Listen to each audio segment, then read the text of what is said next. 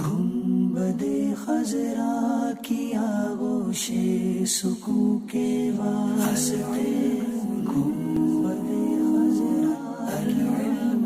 حدیث پاک میں آتا ہے جس دن میں ایسے علم میں اضافہ نہ کر سکوں جو مجھے اللہ کے قریب کر دے، اس دن کے روشن ہونے میں میرے لیے کوئی برکت نہیں. گنبد خضرا کی آغوش سکون کے واسطے گنبد خضرا کی آغوش سکون کے واسطے علم و عرفان کے ہمیں یا رب دکھا دے راستے. علم و عرفان کے ہمیں یا رب دکھا دے راستے.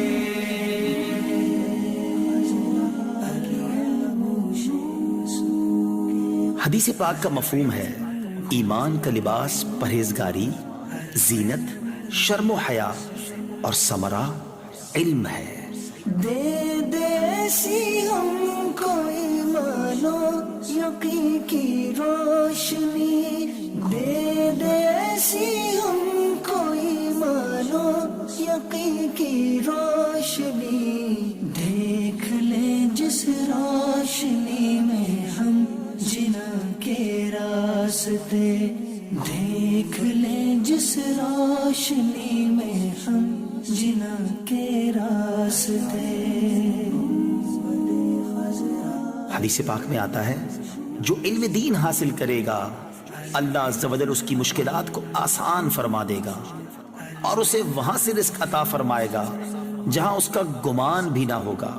گنبد خضرا کی آغوش سکون کے واسطے علم و عرفان کے ہمیں یا رب دکھا دے راستے. گنبد خضرا العلم العلم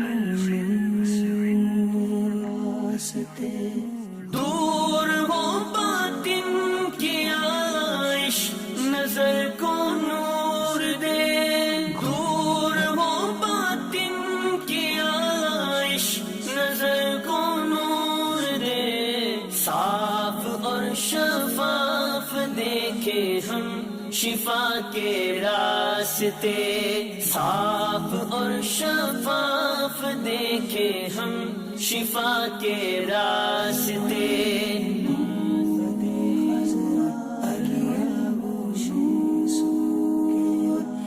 حدیث پاک میں آتا ہے اللہ عز و جل کی کوئی عبادت ایسی نہیں کی گئی جو دین کی سمجھ بوجھ حاصل کرنے سے افضل ہو. کر لے ذہنی آزمائش کو قبول بارگاہ، کر لے ذہنی آزمائش کو قبول بارگاہ. علم کا ذریعہ بنا اس کو جہاں کے واسطے، علم کا ذریعہ بنا اس کو. اللہ الرحمن الرحیم. بڑی مہربانی جامعۃ المدینہ عمر کوٹ اور اس کے دیگر ذمہ داران نے بہت شاندار استقبال کیا، بہت مہربانی. اور اللہ تبارک و تعالیٰ ان کو دین و دنیا کی برکت عطا فرمائے. در حقیقت کسی بندے کی عزت نہیں ہوتی، عزت علم کی ہوتی ہے، اور جو اللہ کے دین کی خاطر چلتا ہے تو اس کی عزت اللہ خود ہی دے دیتا ہے. جب اللہ تبارک و تعالیٰ کسی کو نوازتا ہے تو پھر ذات و منصب نہیں دیکھے جاتے. جب اللہ نوازتا ہے تو وہ بے نیاز ایسا نوازتا ہے کہ جس کو کوئی پوچھتا نہیں تھا اس کا ہر کوئی ہو جاتا ہے. اور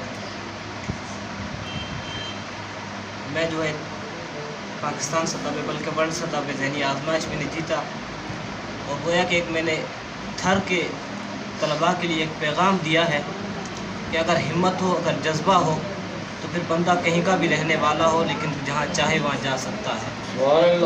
محنت بندے کو ہر جگہ کامیابی دلا سکتی ہے. اپنا ذات نہیں دیکھیں، جس کو حاصل کر رہے ہیں اس کو دیکھیں، وہ آپ کو سب کچھ دلائے گا. اور میں جامعۃ المدینہ کے تمام طلباء اور عمرکوٹ کے تمام ذمہ داران کا بڑا شکریہ ادا کرتا ہوں کہ انہوں نے میرا استقبال کیا۔ میں تو اس قابل کہاں تھا کہ میرا کوئی استقبال کرتا، لیکن میں یہ شعر ضرور پڑھوں گا، جب تک بکے نہ تھے کوئی پوچھتا نہ تھا، عطار نے خرید کر مجھے انمول کر دیا۔